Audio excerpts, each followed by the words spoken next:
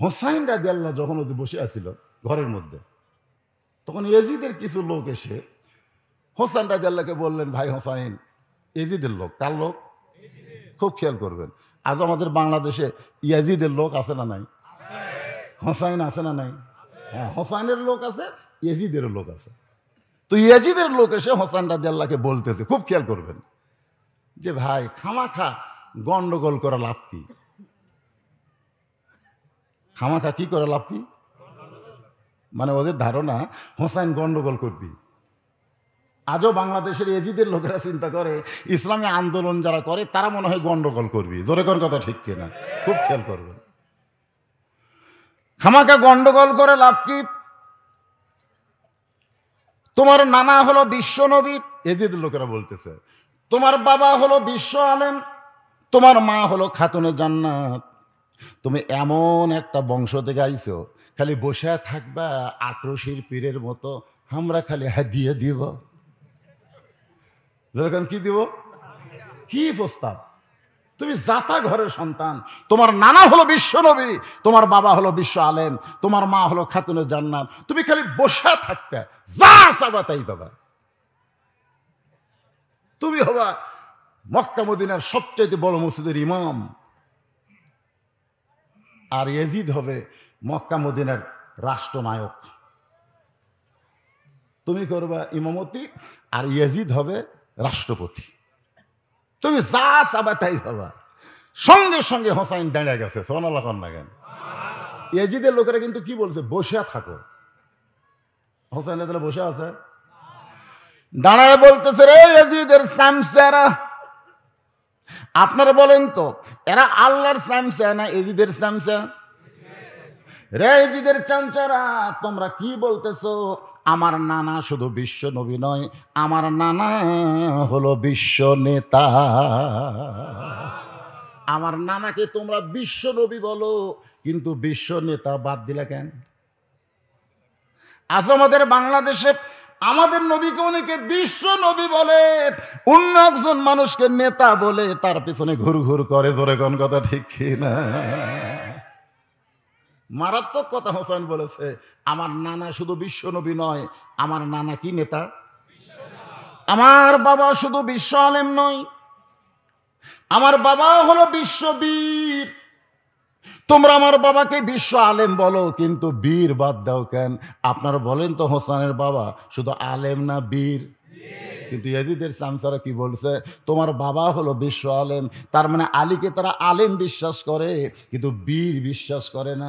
রে বাংলাদেশের আলেমেরা শোনো, যদি তোমরা প্রকৃত আলেম হবার চাও, তাহলে শুধু আলেম হলে চলবে না, আলীর মতন বীর হওয়া লাগবে। ধরে কোন কথা ঠিক কিনা?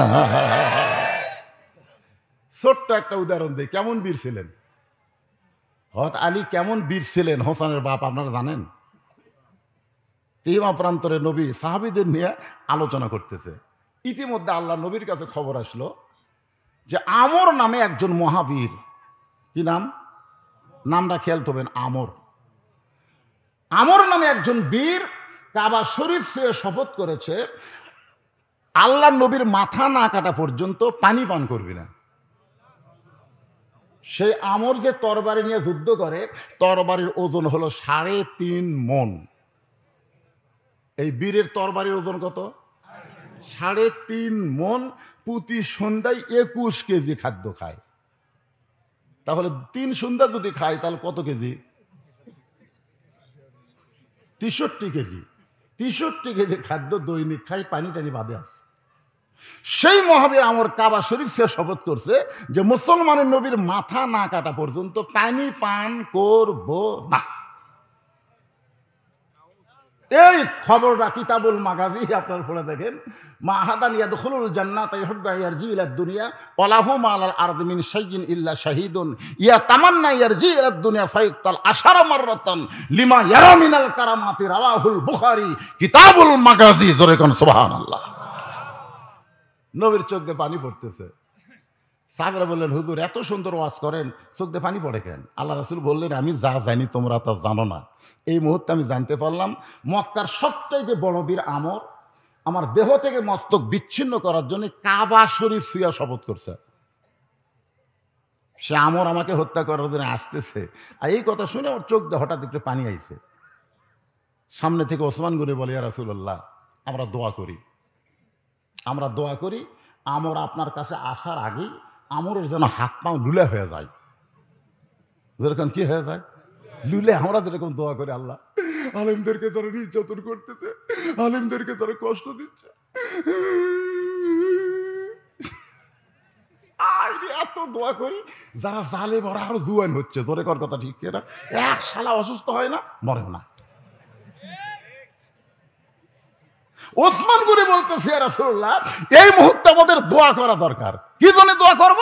ওই আমর আপনার কাছে আসার আগে ওর হাত পাও লুলে হয়ে যায়।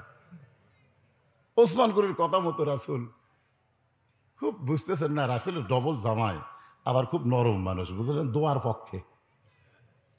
দুই হাত তুলে রাসূল কেবল বলতেছে, আল্লাহ, ওই মহাবীর আমর আমার কাছে আসার আগে তার হাত পাও এইটুকু যেই কইছে, হাত পাও অবশ এখন পর্যন্ত কয়নি, খালি এইটুকু কইতেই জিবরাইল হাজির।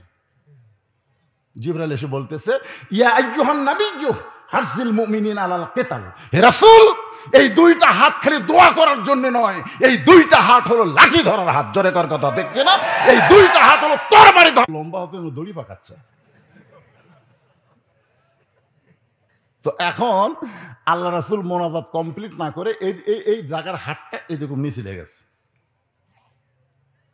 সমস্ত সাহাবেরা বললেন, হে রাসূলুল্লাহ, মোনাজাত কমপ্লিট হয়, মুখের সঙ্গে হাত লাগে, কিন্তু মোনাজাত কেমন হলো? আল্লাহ রাসূল বলতেছে, রে সাহাবীরা, তোমাদের মধ্যে এমন কি কেউ আছো ওই মহাবীর আমর আমি নবীর কাছে আসার আগে তার সামনে দাঁড়াবার পারবা? তোমাদের মধ্যে এমন কি কেউ আছো ওই মহাবীর আমর আমি নবীর কাছে আসার আগে তার সামনে দাঁড়াবার পারবা? প্রত্যেকটা সাহাবী মাথা নিচু করে চিন্তা করতেছে, প্রতি সন্ধ্যায় 21 কেজি খায়।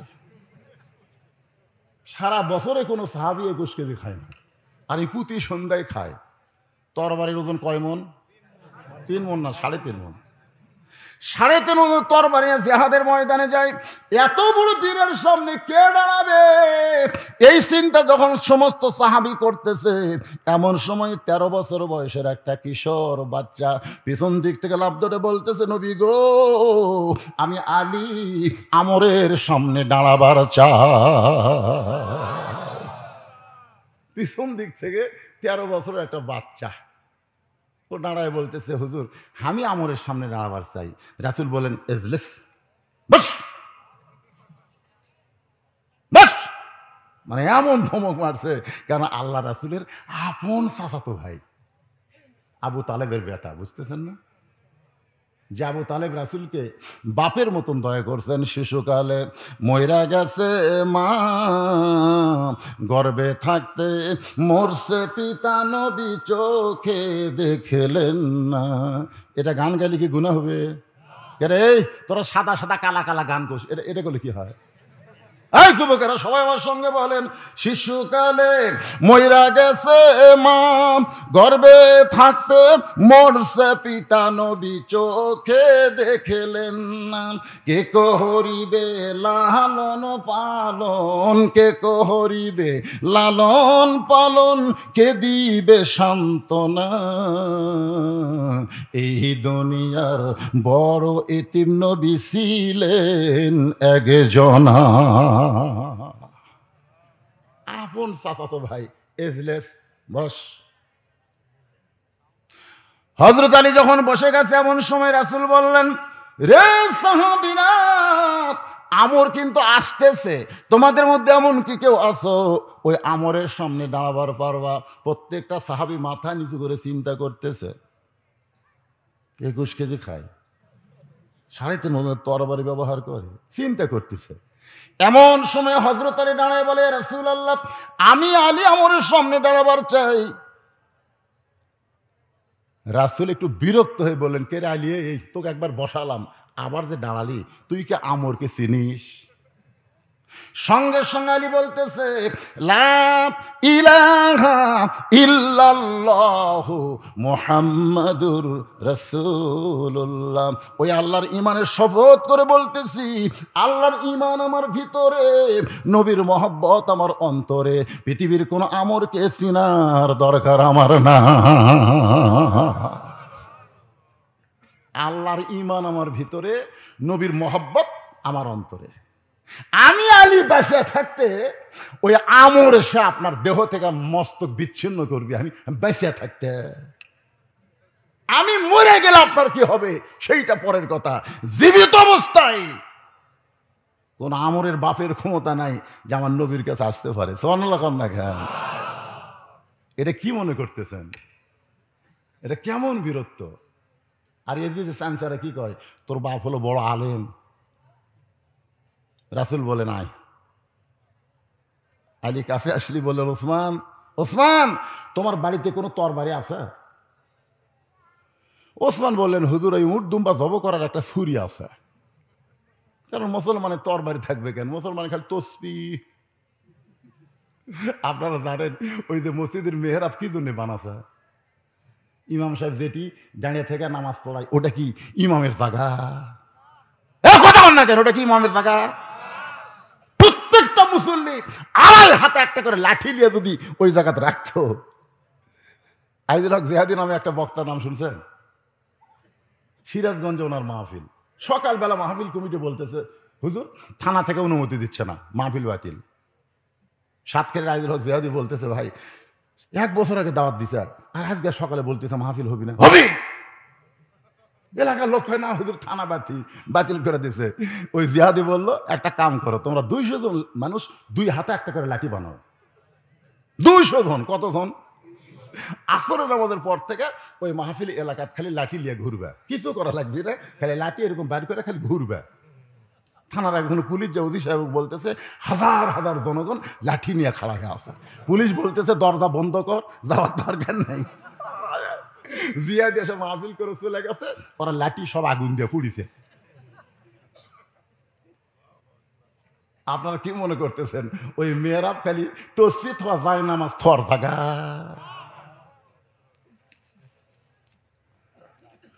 আল্লাহ নবী বলেন, ওসমান সেই ছুরিটাই নিয়ে আসো। ওসমান করে এক দৌড়ে বাড়িতে গেলেন, ওই উট দুম্বা জব করে কুরবানির সময় ওই ছুরিটা নবীর হাতে তুলে দিলেন।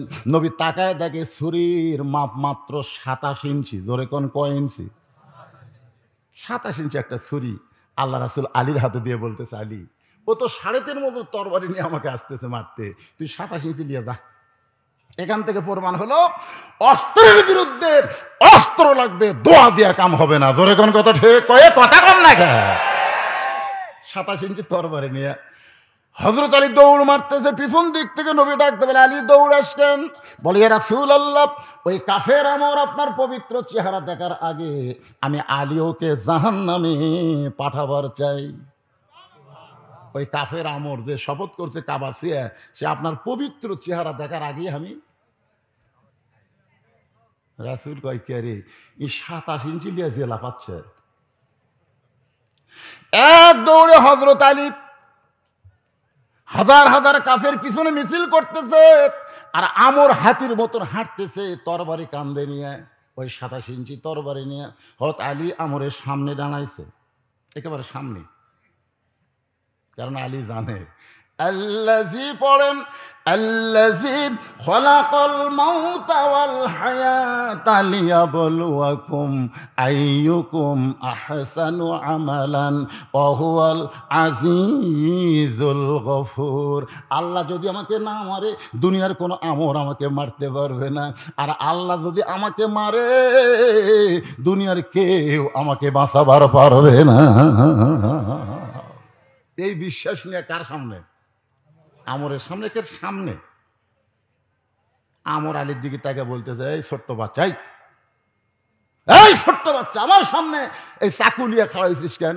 চাকু দেখবেন, যেটাতে গরু জব করে এটা হলো ছুরি, আর যেটাতে চামড়া ছেলে ওর নাম কি? চাকু। ওর তরবারির কাছে ওই 27-এর খাওয়া আছে। আর একেবারে ছোট মানুষ, 13 বছরের মানুষ, বাঁটিয়া। আলী কিন্তু খুব খাটো খুটো মানুষ ছিল, বাঁটিয়া মানুষ। এই সামান্য চাকু নিয়ে আমার সামনে কেন দাঁড়াইছিস?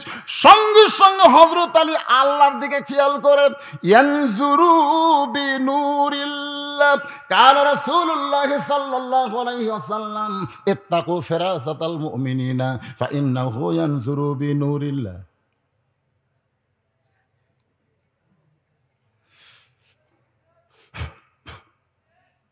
কোরআনের একটা আয়াত ওই পড়ে চাকু রাখা, বলে আমরের জানা আছে, এলা আমাকে জানা আছে, তোর এখন কথা ঠিক কি? আমরের সামনে একটা দাগ দিছে ওই চাকু দিয়ে, ওই 27 ইঞ্চি দিয়ে মাটিতে একটা দাগ দিয়ে বলতেছে, রে কাফেরের পাতা, তুই কত বড় বাপের বেটা, আল্লাহর নবী হত্যা করবি, এই দাগটা খালি ডেঙ্গা। এমন এক গরম বক্তব্য দিছে ভাই, যে কাফেরের পাটা, কত বড় বাপের বেটা, আল্লাহর নবী মারবি, খালি দাগটা পারবা। এমন একটা হুমকি মারছে। আর মনে মনে তেলাওয়াত করে যে সূরাটা আছে, আয়াতটা চাকুর আগায় ফুৎকার দিয়ে দাগ দিছে। আপনার বলেন তো, এই কোরআনের ক্ষমতা আছে না নাই? যেরকম আছে না নাই? কেমন কোরআনের ক্ষমতা? আইয়ুকুম আহসানু আমালান ওয়া হুয়াল আজিজুল গফুর। আল্লাহ যদি আমাকে না মারে, দুনিয়ার কোনো আমর আমাকে মারতে পারবে না। আর আল্লাহ যদি আমাকে মারে, দুনিয়ার কেউ আমাকে বাঁচাবার পারবে না। এই বিশ্বাস নিয়ে কার সামনে? আমরের সামনে। কে সামনে? আমর আলীর দিকে তাকে বলতেছে, এই ছোট্ট বাচ্চা, এই ছোট্ট বাচ্চা, আমার সামনে এই চাকু নিয়ে খাড়া হয়েছিস কেন? চাকু দেখবেন, যেটাতে গরু জব করে এটা হলো ছুরি, আর যেটাতে চামড়া ছেলে ওর নাম কি? চাকু। ওর তরবারির কাছে ওই 27-এর খাওয়া আছে। আর একেবারে ছোট মানুষ, 13 বছরের মানুষ, বাঁটিয়া। আলী কিন্তু খুব খাটো খুটো মানুষ ছিল, বাঁটিয়া মানুষ। এই সামান্য চাকু নিয়ে আমার সামনে কেন দাঁড়াইছিস? সঙ্গে সঙ্গে হযরত আলী আল্লাহর দিকে খেয়াল করে, ইয়ানজুরু বিনুরিল্লাহ, কাল রাসূলুল্লাহ সাল্লাল্লাহু আলাইহি ওয়াসাল্লাম, ইত্তাকু ফিরাসাতাল মুমিনিনা ফাইন্নাহু ইয়ানজুরু বিনুরিল্লাহ।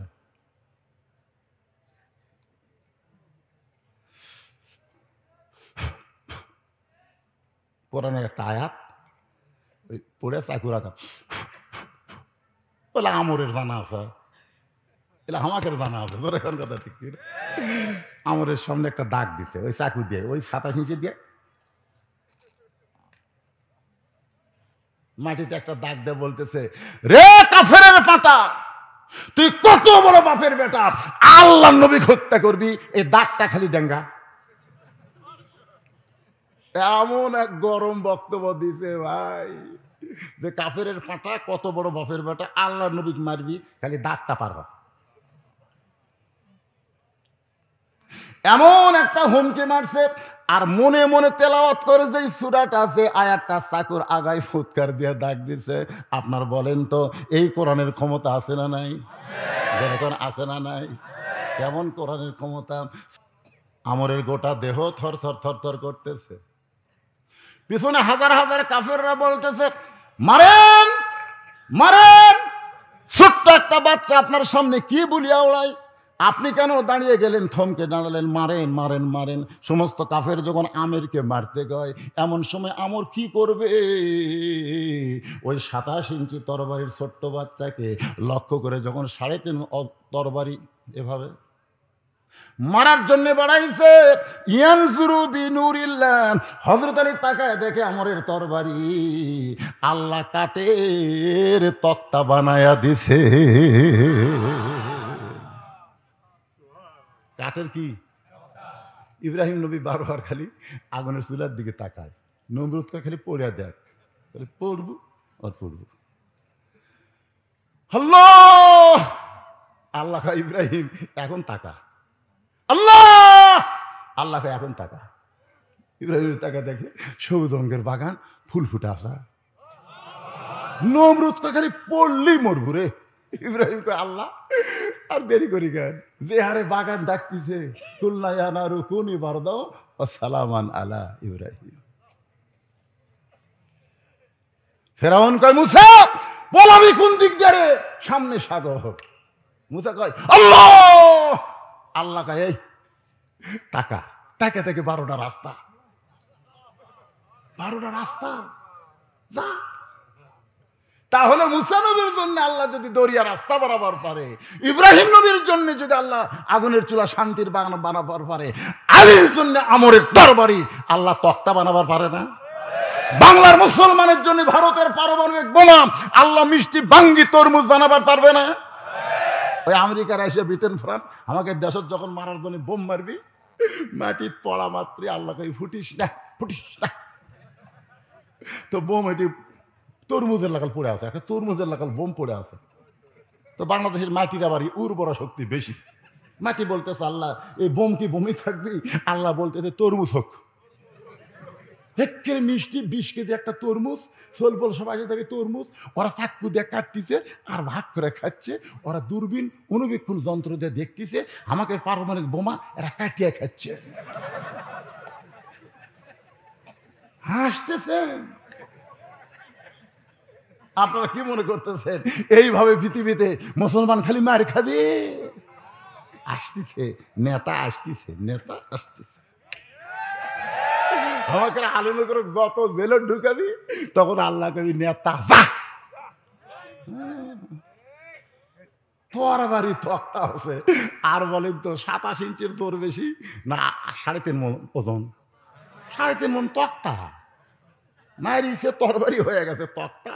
আসলে তরবারি থাকলে কি হবে? আলীর চোখ তক্তা।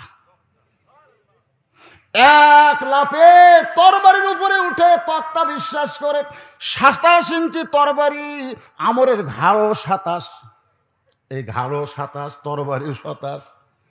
একেবারে খাপের খাপ মুনতাজের বাপ বিসমিল্লাহ কয়ে যেই মারছে, একদিকে আমরের দেহ, একদিকে কাল্লা পড়ে গেছে। সমস্ত কাফেররা মারছে দৌড়। যে 2000 এতক্ষণ মিছিল করেছিল মুসলমানের নবীকে কেউ বাঁচাবার পারবে না, ওরা পিছন থেকে মারছে দৌড়। নবী দৌড়ে এসে আলীকে বুকের মধ্যে নিয়ে বলে, আলী রে তুই কি জানিস রে বাজান, আজ থেকে তোর ডিগ্রি হলো আসাদুল্লাহিল গালিব। হোসেন বলে, রে ইয়াজিদের সামসারা, আমার বাবা শুধু বিশ্ব আলেম নয়, আমার বাবা হলো বিশ্ববীর। রে ইয়াজিদের সামসারা, তোরা বলতেছিস আমার মা হলো খাতুনে জান্নাত। আমার ফাতেমা মা শুধু খাতুনে জান্নাত নয়, আমার মা হইল জোহরা। সুবহানাল্লাহ। আমার নানাকে তোরা বিশ্ব নবী কোষ, বিশ্ব নেতা বাদ দিসকে? আমার বাপকে বিশ্ব আলেম বলিস, বিশ্ববীর কেন বাদ দিলি? আমার মাকে খাতুনে জান্নাত বলিস, কিন্তু জোহরা কেন বাদ দিলি? নবী বলেছেন, শোনো ফাতেমা, তুমি নবীর মেয়ে বলে জান্নাতে যাবে কখনো মনে করবা না। জান্নাতে যাবার গেলে তোমাকে জান্নাতের আমল করে যাওয়া লাগবে। সুবহানাল্লাহ, খবর পান না? সুবহানাল্লাহ খবর পান? আব্দুল কাদের জিলানী রহমতুল্লাহ আলাইহি জান্নাতুল বাকি জিয়ারত করতেছেন, আমার ভাই করছে। এক ছাত্র পিছন দেখতে কয়, হুজুর চোখ বন্ধ করলে গোটা পৃথিবীর খবর জানেন, এটা দেখেন তো জান্নাতুল বাকির কোন জায়গা ফাতেমার খবর?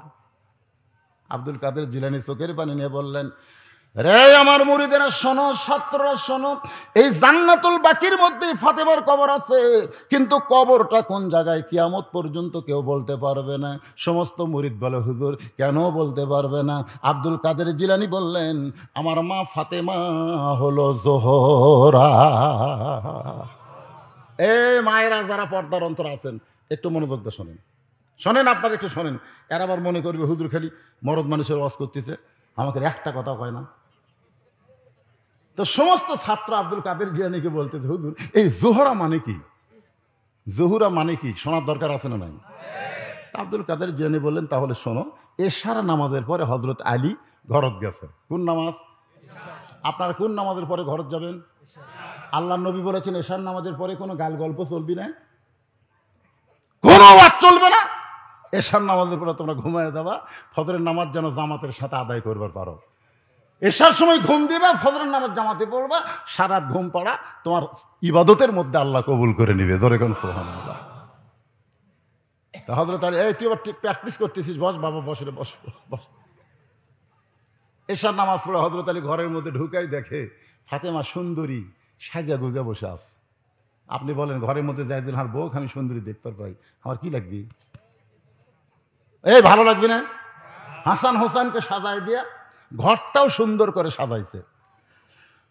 হযরত আলী ঘরের মধ্যে আলহামদুলিল্লাহ আলহামদুলিল্লাহ, সঙ্গে সঙ্গে ফাতেমা দুই বাচ্চাকে বুকের মধ্যে নিয়ে বলে, কানে কানে বলতেছে, বাবা তোমরা দুই ভাই একটু অন্য ঘরে যাও, তোমার বাবার সঙ্গে আমার গোপন গল্প আছে। হাসান হোসেন বুঝবার পারছে যেই মা সাইদা গুইদা বসে আছে আমাদেরকে অন্য ঘরে পাঠায় দেয়, তার মানে তারা বুঝবার পারছে আমার বাপ মার মধ্যে কিছু একটা হবে, এখন আমরা দুই ভাই থাকা যায়। হ্যাঁ, যখন সন্তান বুঝবার পারবে তখন সন্তান থাকা অবস্থায় নিজের বউকে আপনি আদর করতে পারবেন না। সন্তানকে হয় দাদির কাছে দেওয়া লাগবে, না চকলেট কিনবার দেওয়া লাগবে, না হয় কাছে থাকলে ঘুম পাড়িয়া টেস্ট করা লাগবে, সত্যি ঘুমালো না ঘুমের ভান করতেছে। তারপরে আপনার হালাল বইয়ের সাথে আপনি প্রেম করবেন। দেখছেন ইসলাম কত সুন্দর, নিজের হালাল বইয়ের সাথে প্রেম করবার গেলেও এত শর্ত মানা লাগে। আর আমাদের বাংলাদেশে প্রেম করতেছে রাস্তাঘাটে, কলেজ ভার্সিটিতে, মানে কাটি মেশা কুত্তে জোড়া লাগছে, জোর এখন কথা ঠিক করে সবার বেয়াদবেরা যেটি সেটি প্রেম করতেছে। হাসান হোসেন যখন অন্য ঘরে যায় এমন সময় ফাতেমা ঘরের দরজা বন্ধ করে দেয়। যেই দরজা বন্ধ করেছে হযরত আলী মাথার টুপি খুলে বিছনায় রাইখা দিছে, কারণ বউ যখন দরজা বন্ধ করে তখন যত বড়ই হুজুর হোক না কেন শূন্য টুপি চলবি না। আপনার ক্ষণ তো আরাফার ময়দানে যখন আমরা গেছিলাম, ভাই আমাকে টুপি মাথাতে ছিল কি জন্য নাই, কন্ত টুপি দেওয়া তো শূন্য, কিন্তু আরাফার ময়দানে গেলে টুপি হল, কিন্তু বউ তোর কাছে আছে, তোর এখন টুপি চলবি? হযরত আলী মাথার টুপি খুলে দুই হাত বাড়ায় দিয়েছে। ফাতেমা দৌড়ে এসে স্বামীর বুকের মধ্যে ঢুকে বলে, স্বামী গো, আর কোনোদিন ঘর সাজাবার পারবো না, আর কোনোদিন হাসান হোসেনকে সাজা দিবার পারবো না, আর কোনোদিন সাজদা গুইজা আপনার সামনে দাঁড়াবো সেই সময় আমার হবে না, কারণ আজকে গভীর রাত্রে ফাতেমার মৃত্যু হবে। যেই বলছে গভীর রাত্রে মৃত্যু হবে, গাছের গোড়া কাটলে গাছটা যেমন ঠাস করে পড়ে যায়, হযরত আলী তেমনি পড়ে গেলেন ঘরের মাজায়। মা ফাতেমা আস্তে করে সে মুচকি হাসি দেয়, যে গভীর রাত্রে মৃত্যুবরণ করবে, সে মুচকি হাসি দিয়া স্বামীর মাথাটা উড়াতের ওপরে নিয়ে কপালে একটা চুমু দিয়ে বলে, স্বামী গো, এমন করে আপনি কাঁদবেন না, কারণ আসলে যাইতে হবে। সবাই বলেন, আসলে যাবেন না? তাহলে একটু জবান খুলে বলেন, গোরস্থানের মাহফিল আসলে, এই তোরা কার আসলে, যে কোনো সময়। আমি পর্দা নিশি ফাতেমা সব সময় আল্লাহর কাছে দোয়া করেছি, আল্লাহ এই ফাতেমার মৃত্যুটা যেন পর্দার ভিতরে হয়। আল্লাহ আমার দোয়া কবুল করেছে, আজকে গভীর রাত্রে পর্দার মধ্যে ফাতেমার মৃত্যু হবে। ওগো স্বামী মরে যাওয়ার পর আমার তিনটা চাওয়া কিন্তু আপনাকে পুরা করা লাগবে। 1 নম্বর চাওয়া হলো আমার কোনো জানাজার ব্যবস্থা করবেন না। 2 নম্বর চাওয়া হলো আমার রাত্রেবেলায় দাফন করবেন। দিনের রাত্রেবেলা মরবো, দিনের বেলা কবর দিলে চলবে না, এ রাতের বেলা আমাকে দাফন করবেন। আমার 3 নম্বর চাওয়া হলো আমার লাশটা কিন্তু খাটনিতে তুলবেন না, কারণ খাটনি কান্দে নেওয়ার 4 জন পুরুষ ফাতেমার দুনিয়াতে নাই। আপনি কান্দে লাশটা নিয়ে ওই জান্নাতুল বাকির পূর্ব কোণায় সবুজ রঙের একটা বাতি জ্বলবে, ওই বাতি বরাবর আমাকে দাফন করবেন। হযরত আলী ফাতেমাকে দাফন করার পরে ওই জান্নাতুল বাকির মধ্যে আল্লাহর কাছে বলতেছে, মাবুদ এই ফাতেমা দুনিয়ার জীবনে আমার কাছে কিছুই চাই নাই, এখন দাফন করে তোমার কাছে দোয়া করি, আল্লাহ ফাতেমাকে তুমি মাফ করে দাও। এই দোয়াটা করে যখন তাকায় দেখে সামনে 3-4টা পুরাতন কবর দেখতে পাই। আলী চিৎকার দিয়ে বলে, এইমাত্র ফাতেমার কবর গেলাম, সেই কবর গেল কোন জায়গায়? গোটা জান্নাতুল বাকি খুঁজতেছে, নতুন কোনো কবর দেখতে পাই না। চিৎকার করে বলে, ফাতেমার কবর, ফাতেমার কবর, ফাতেমার কবর। কে যেন ডাক দেয় বলে, আলী আমার ফাতেমা পর্দানিশি, আমি আল্লাহ জোহরা ডিগ্রি দিয়া ফাতেমার কবরকেও পর্দা করে দিয়েছি। লিল্লাহে তাকবীর। আলী বলতেছে, হুজুর আমি খালি ঘাড় ঠেকাছি হুজুর। নবী বলতেছে, আমি তো মারিনি, আমরের ঘাড়ত খালি 27 ইঞ্চি ঠেকাছি, এ ঠেকাতেই 2 টুকরা হলো, আমি কিন্তু মারিনি হুজুর। আল্লাহ রাসূল কয়, আলী চুপ চুপ চুপ, আমার কাছে যা কইছো এটার কারো কাছে কইও না। আলী কয়, কি হলো? খালি ঠেকাতেই 2 টুকরা হলো। আল্লাহ রাসূল কিন্তু বলেছেন, চুপ, কারো কাছে কইও না। তাবুকের যুদ্ধে যখন কামুজ দুর্গের দরজা হ্যাঁচকা টান মারছে, কোন যুদ্ধে? তাবুক। হ্যাঁ, কামুজ দুর্গের একটা দরজা হ্যাঁচকা টান মারছে, ওই দরজা ঢাল হয়ে গেছে, ঢাল। জিহাদের ময়দানে ওই দরজা 100 জন লোক খুলাতে লাগাতে লাগে, সে দরজা ঢাল, সব কাফের ভয় দূর। এই দরজা যে ঢাল বানাচ্ছে সেই কি রে? সমস্ত কাফের যখন ভয় দৌড় মারছে, মুসলমানের বিজয় হয়েছে, আলী রাগ করে দরজা ফেলে দিচ্ছে, এই দরজা লিখে লাভ কি ফেলে দিছে, 80 গজ দূরে গিয়ে পড়ছে। সব সাহাবী নবীর কাছে গিয়ে আলীর বর্ণনা করতেছে, ইয়া রাসূলুল্লাহ, আজকে জিহাদের ময়দানে আলীর কারণে বিজয়, আলীর কারণে বিজয়। আসলে বলা লাগবে নাসরুম মিনাল্লাহি ওয়া ফাতহুন কারীব। আল্লাহ সূরা নসর নাযিল করেছেন, ইজা পড়েন, ইজা জা আনাসরুল্লাহি ওয়াল ফাত ওয়া রাআইতান নাসা ইয়াদখুলুনা ফি দীনিল্লাহি আফওয়াজা। কিছুক্ষণ পরে হয়তো আলী নবীর কাছে আইছে, আল্লাহ রাসূল বলে, আলী জিহাদের খবর কি? আলী বলতেছে, হুজুর এতক্ষণ পর্যন্ত আপনি শোনেননি, যুদ্ধ হয়নি তো হুজুর, তাহলে হাঁসকা টান মারছি, ঢাল হাতত লিছি, সব ভয় দৌড়, রাগ হয়ে গেল, ঢাল ফেলে দিছি, 80 গজ ধরে গিয়ে পড়ছে। আল্লাহ রাসূল বলতেছে, সত্যি? আলী বলতেছে, কি করেন আপনি? রাসূল বলে, সত্যি? আলী বলতেছে, জি। আল্লাহ নবী বলেন, তাহলে চলো যাই। আলী বলতেছে, আপনার যাওয়ার দরকার নাই, আমি ঢাল নিয়ে আপনার কাছে আসতেছি। রাসূল বললেন, চলো যাই। আলীর সঙ্গে নবী গিয়ে বলে, আলী রে কোথায় দরজা? বলে, ওই যে যাও।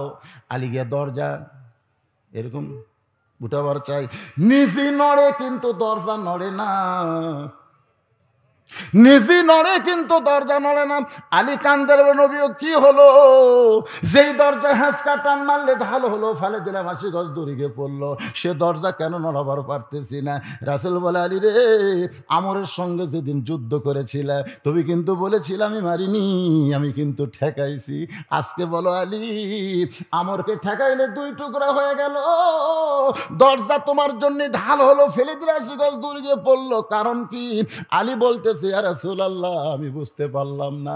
রাসূল কয়, আলী রে, তুমি যখন জিহাদের ময়দানে থাকো তখন তুমি একলা থাকো না, তোমার সঙ্গে আমার আল্লাহর পাওয়ার থাকে। তুমি যখন দরজা টান মারছো তখন তুমি একলা ছিলে না, আল্লাহ তোমার সঙ্গে ছিল। তুমি যখন দরজা ফাইলা দিছো তখন তুমি একলা ছিলে না, তোমার সঙ্গে আল্লাহ ছিল। কিন্তু এখন আলী তুমি একলা হয়ে গেছো, দরজা ঢাল বানান তো দূরের কথা, তুমি দরজা নাড়াবার পারতেছো না। এই জন্য দুনিয়ার মুসলমান শোনেন, আল্লাহর পথের যখন জিহাদের সৈনিক হবেন তখন আপনি একলা থাকবেন না, আপনার সঙ্গে আল্লাহ থাকবে, কোনো মুসলমানের সামনে বাতিল দাঁড়াবার পারবে না।